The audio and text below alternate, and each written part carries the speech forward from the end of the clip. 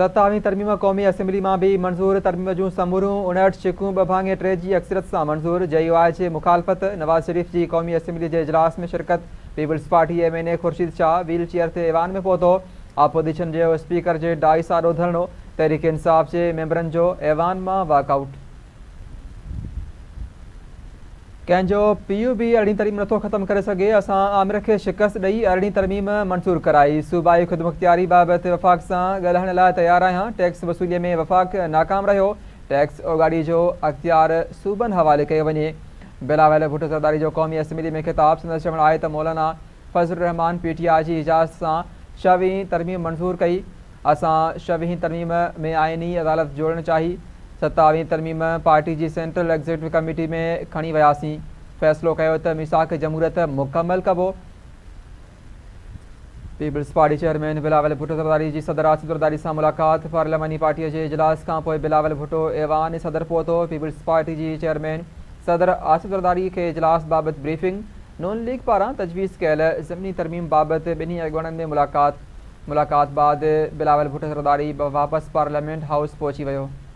Opposition का हकीकी कानून साज़ी बर्दाश्त न पई थिए आइन के तब्दील करण जो अख्तियार रुगो पार्लियामेंट वटि आहे तहरीक इंसाफ के दौर में आइन से हथ चुरान कई वई जॾहिं कासिम सूरी आइन तोड़े रहियो हो त उहे ख़ामोश हुआ पार्लियामेंट आइन में तरमीम पई करे त उन्हनि खे तकलीफ़ पई थिए उहे रुगो पंहिंजे ज़हन मुताबिक़ फस्तायत की ॻाल्हि कंदा आहिनि PTI 27वीं आइनी तरमीम में लाइ का भी तजवीज़ पेश नाहे कई नफ़रत जा बिज छटींदड़नि खे केरु नथो विसारे सघे इतलात वारे वफ़ाक़ी वज़ीर अता तरड़ जो क़ौमी असम्बली के ख़िताब संदसि चवणु आहे त चोर दरवाज़े खां इक़्तिदार में अचण ते भी उन्हनि खे माफ़ी वठणु घुरिजे उहे सियासी माण्हू न आहिनि खेनि गुनाहनि जी लिस्ट ॾियां थो माफ़ी घुरनि उहे माण्हू ऐवान में इहा ॻाल्हि कंदा जंहिं ते घणा लाइक्स मिलनि ही उहा ॻाल्हि कंदा जेका अफ़गानिस्तान ऐं भारत में हेडलाइन बणिजे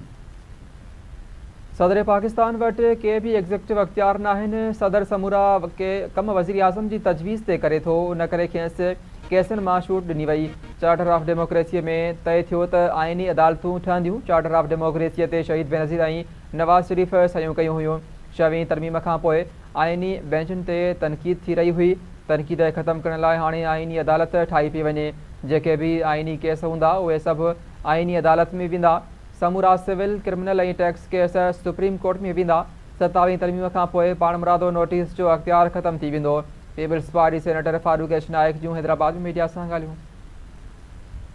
दुनिया के दहशतगर्दी की सूरत में वॾो चैलेंज दरपेश आहे दुनिया के इन वक़्त अमन इस्तेहकाम की ज़रूरत है हर क़िस्म की दहशतगर्दी के मज़म्मत करूँ था अॼु पार्लियामानी सिफारतकारी की अहमियत घणी वधी वई आहे असांखे आलमी निज़ाम में अवामी शमूलियत के वधाइणो आहे पार्लियामानी सिफारतकारी जो आलमी अमन इस्तेहकाम में अहम किरदार है स्पीकर कॉन्फ्रेंस से पार्लियामानी राबतन के हथी ॾियण जो ज़रियो साबित थींदी कॉन्फ्रेंस से पाकिस्तान के मुफ़ादन जो तहफ़ुज़ ऐं इलाइक़ाई राबतन की हथी मिलंदी दुनिया इन वक़्त तब्दीली के अमल में गुज़री रही है नायब वज़ीर आज़म इसाक़ डार जो इस्लामाबाद में तकरीब ख़िताब चयाईं क़ौमुनि विच में राबतन से ई अमन सलामती ऐं तरक्की मुमकिन है आलमी तकरारन जो हल अमन ऐं सलामती लाइ इंतहाई अहम है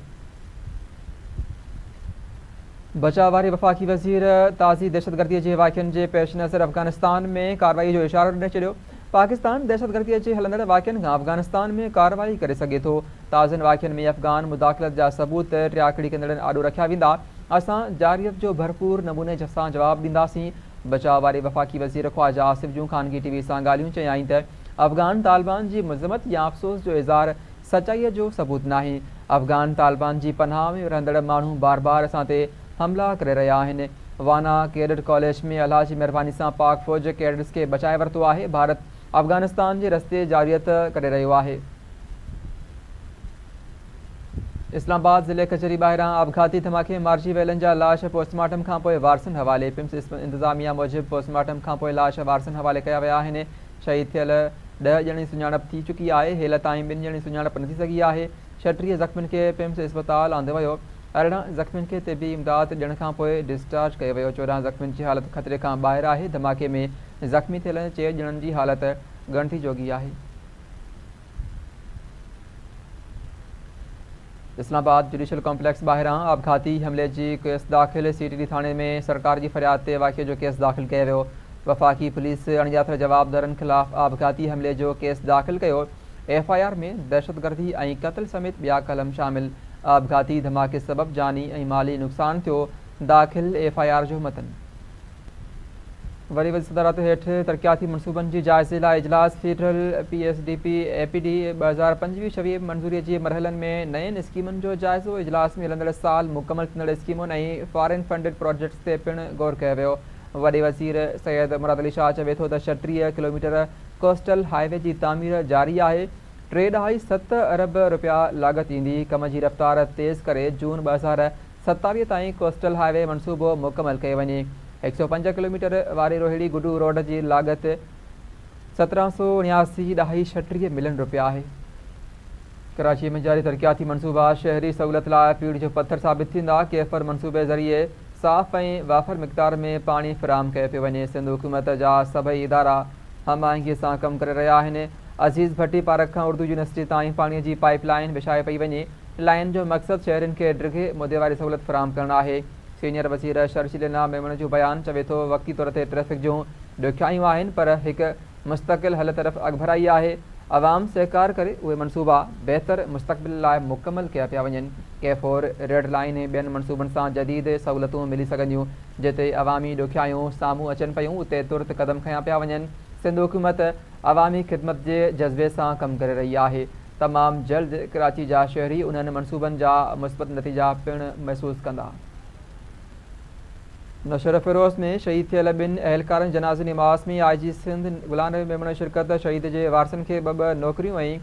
3.25 करोड़ रुपया ॾियण जो ऐलान। IG सिंध चवे थो त पुलिस सॼी सिंध में ॾोहारनि ख़िलाफ़ कार्रवाई करे रही आहे। जिन इलाइक़नि में पुलिस न पई वञी सघी उते बि हाणे पुलिस पहुची रही आहे। पुलिस खे हथियार ॾिना विया आहिनि। बदअमनीअ ते ज़ाब्तो आंदो वञे। ॿिनि अहलकारनि जे शहादत वारे मामले जी घणरुखी जांच कयूं पिया। कराचीअ में स्ट्रीट क्राइम खे काफ़ी हद ताईं रोकियो वियो आहे।